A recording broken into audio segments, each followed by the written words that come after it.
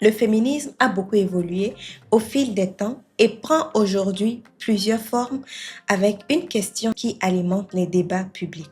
Le féminisme moderne cherche-t-il vraiment l'égalité entre hommes et femmes ou certains mouvements féministes visent uniquement à faire détester les hommes en les faisant passer pour des êtres avides de pouvoir qui cherchent à dominer sur les femmes?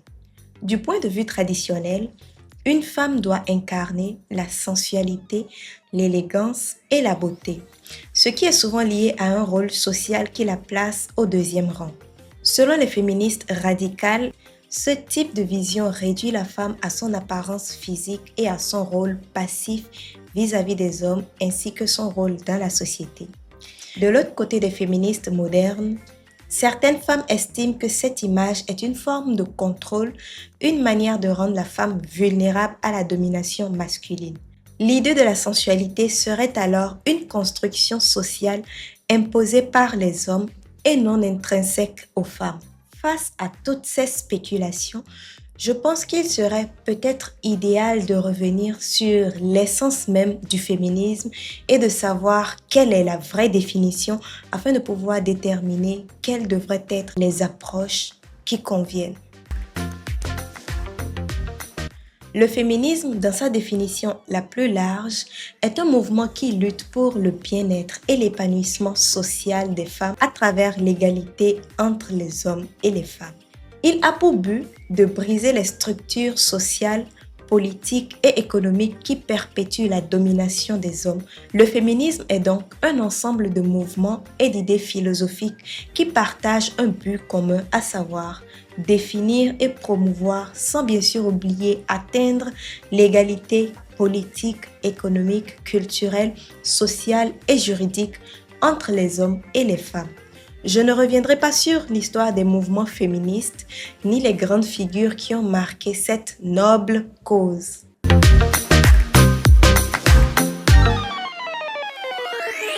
Le féminisme au XXIe siècle est marqué par une pluralité des approches, un choc des tendances. Les femmes s'identifient souvent à des modèles différents qui parfois se chevauchent mais qui peuvent entrer en conflit selon le contexte.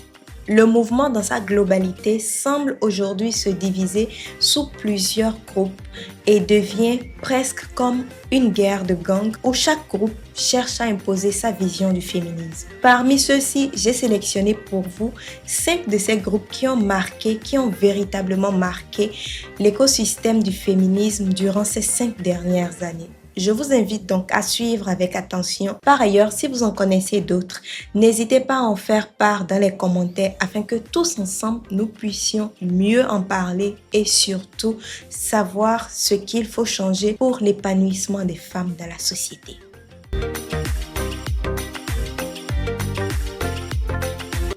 Le terme « that girl » désigne cette fille à qui l'on aimerait ressembler. Depuis 2022, cette nouvelle tendance de style de vie a émergé sur les plateformes comme TikTok ou Instagram. Originaire des États-Unis, elle est connue sous le nom de That Girl esthétique ou The Clean Girl. Elle incarne un modèle pour la génération Z, une femme qui semble avoir réussi dans tous les domaines de sa vie et place surtout son développement personnel au cœur de ses priorités. Un modèle populaire qui valorise l'image d'une jeune femme parfaitement organisée, qui prend soin d'elle et qui est productive, sans bien sûr oublier une femme qui semble avoir le contrôle total de sa vie. Paraître négligée est totalement à bannir. Il faut prendre soin de soi physiquement, que ce soit à travers des maquillages, des soins de peau, des styles vestimentaires épurés. Même le culte du régime est étroitement lié à toutes ces prescriptions qui au final sont loin d'être émancipatrices. Cela représente une forme de féminisme qui valorise l'autonomie des femmes et leur réussite personnelle.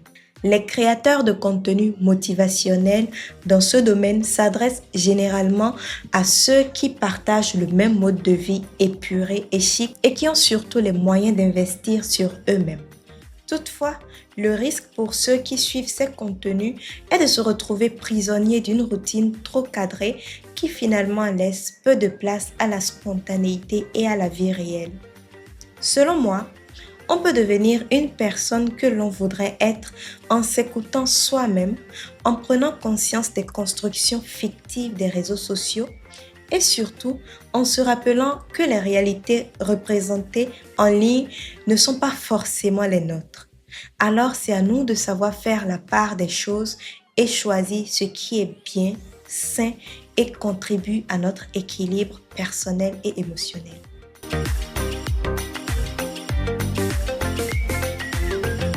Le terme girl boss est apparu en 2014 grâce à Sophia Amoruso, fondatrice de Nasty Gal, avec la publication de son livre Girl Boss.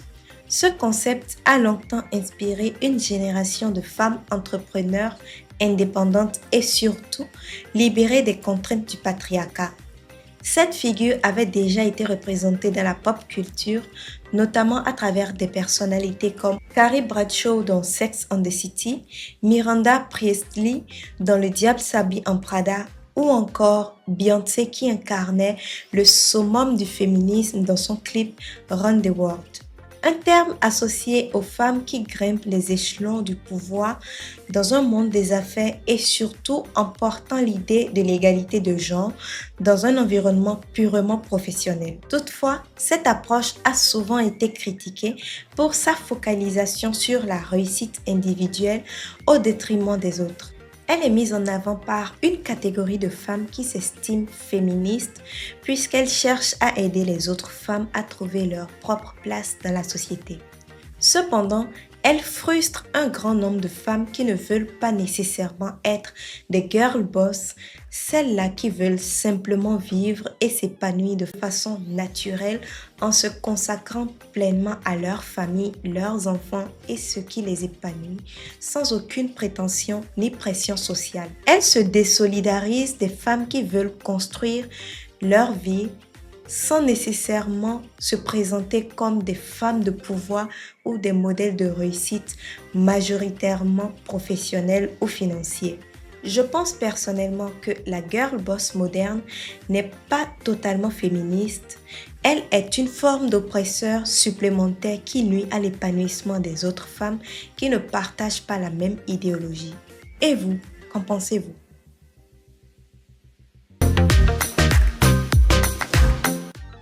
Par définition, le style bohème est un mode de vie libre et non conventionnel qui est essentiellement caractérisé par un style de vie spontané et des styles vestimentaires qui associent des tons terreux, pastels ou encore des tons vifs pour créer un look unique. Le mode de vie bohème est né dans les années 70 et est d'origine française. Il incarne un état d'esprit axé sur la liberté, l'art et surtout la connexion avec la nature. Dans notre contexte actuel, qui est de plus en plus stressant, les femmes bohèmes ont choisi ce style de vie qui séduit par une quête de vie en harmonie avec leurs valeurs profondes, loin des pressions du quotidien et tournées vers la spiritualité. Prônant pour la réalisation de soi, l'amour et une approche plus authentique de la vie, c'est une idéologie qui offre une alternative à la frénésie des temps modernes, le stress du phénomène girl boss ou that girl, invitant à suivre ses propres passions, à vivre selon ses propres règles et à savourer pleinement chaque moment. Les femmes bohèmes rejettent les normes imposées par certaines féministes des temps modernes, prônant pour une vie plus libre et plus spontanée. Ce modèle est souvent associé à un féminisme anti-consumérisme. Plus sensuel, plus libre, plus impulsive, elles ne sont pas seulement différentes des autres. Elles estiment être mieux que les autres femmes qui seraient victimes du système patriarcal ou du système capitaliste et qui n'auraient pas pu trouver leur propre équilibre.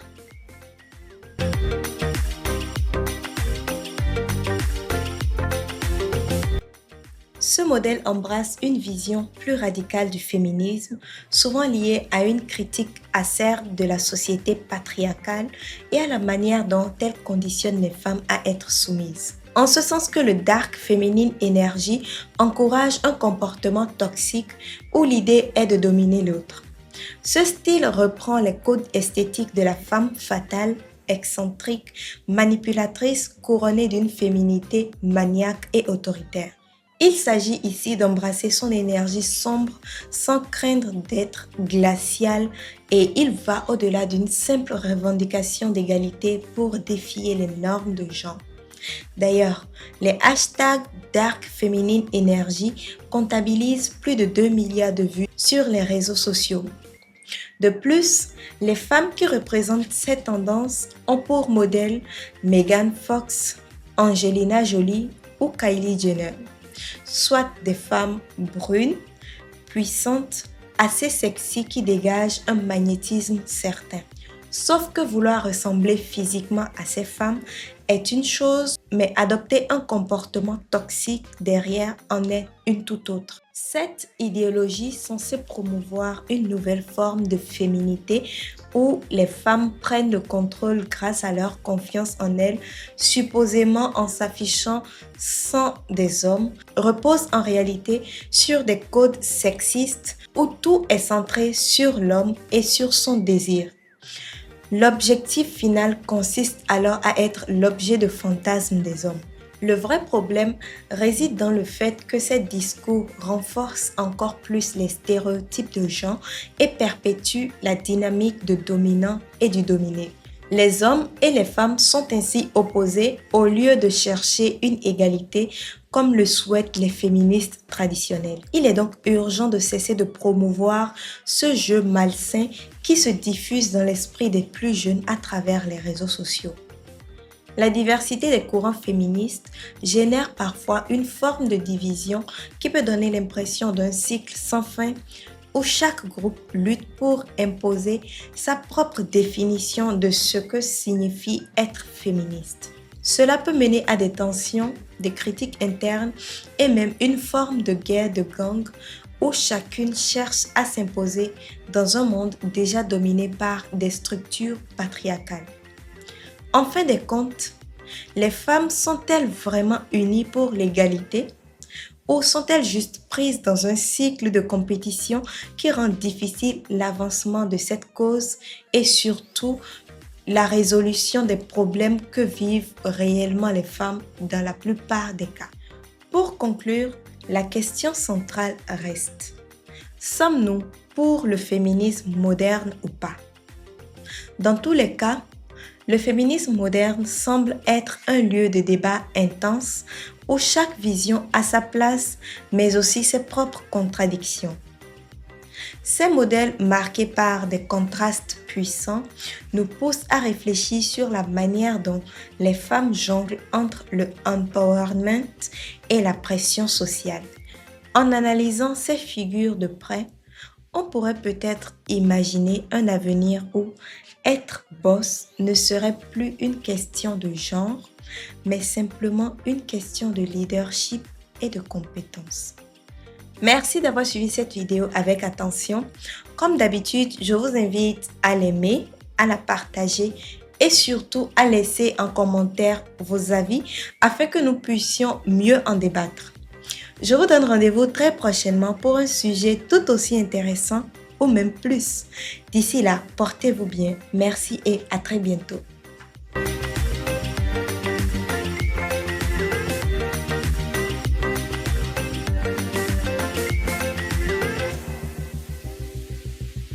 Et les grandes figures qui ont marqué cette noble et cette noble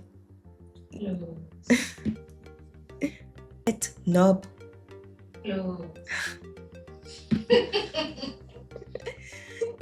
laisse-moi marquer cette noble oh, sourd Broana. Les grandes figures qui ont marqué cette noble cause. Bravo. J'ai dit ça. Et vous, qu'en